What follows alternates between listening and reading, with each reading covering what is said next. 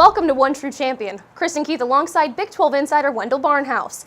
Week 5 was a test week for Big 12 football. Kansas State's resiliency was tested as they bounced back from a loss to defeat UTEP, while Baylor came out with a W in their first real challenge of the season.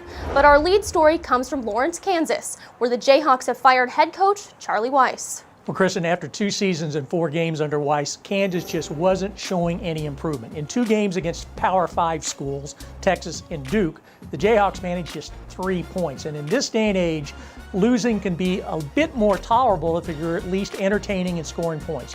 Bottom line for the Weis era, no progress, an ineffective offense, and not enough wins. With Weis out and defensive coordinator Clint Bowen in as interim coach, how soon do you think Kansas will name a new head coach, and who might it be?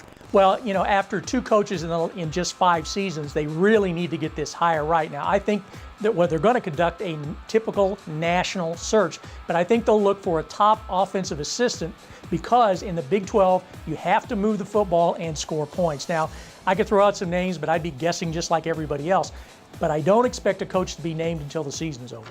The Big 12 now has 5 teams in the AP Top 25. What are the chances of this league having a team in that Final Four playoff, Wendell? Well, things are looking really good now, and the fact is, that the coaches poll and the media poll, they're really irrelevant. But when you've got half your teams ranked, you tend to brag about it. Now, the bad news about getting 5 teams ranked is that means the Big 12 has really good depth, and that means it's going to be tougher for the top 2 teams, Oklahoma and Baylor, to make it through without a loss. I know you were in Stillwater for the shootout between Texas Tech and Oklahoma State, but overall, who impressed you the most in Week 5? Well, getting to see the Cowboys up close and personal, I was really impressed that they found a quarterback in Dax Garman. He's the Mad Bomber. Check out our stat of the week. He has completed 49 passes. Almost half of those, 24, have been for 15 or more yards. Now, Oklahoma State's in great position to be 5-1 before playing at TCU on October 18th. Also Saturday, TCU and Kansas State closed out non-conference play with impressive victories, and Baylor's offense is getting healthy, and the Bears had no problems winning their Big 12 opener at Iowa State. Do you expect to see more separation in the league this week? Well, it's a big Saturday around college football, and it's a full slate of 5 games in the Big 12. The biggest game will be in Fort Worth Saturday afternoon. Oklahoma was off last week and takes on number 25 TCU. Now, these teams have a history of playing close games, and this will be the 2nd consecutive challenging road game for the Sooners. Also Saturday afternoon, Baylor will play at Texas. It's going to be interesting to see if the Longhorns defense will be good enough to try to slow down that Bears offense.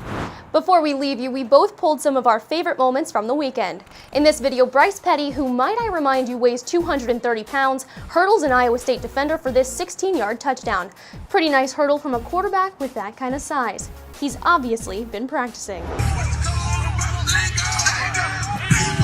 You get that? You see that? Vertical.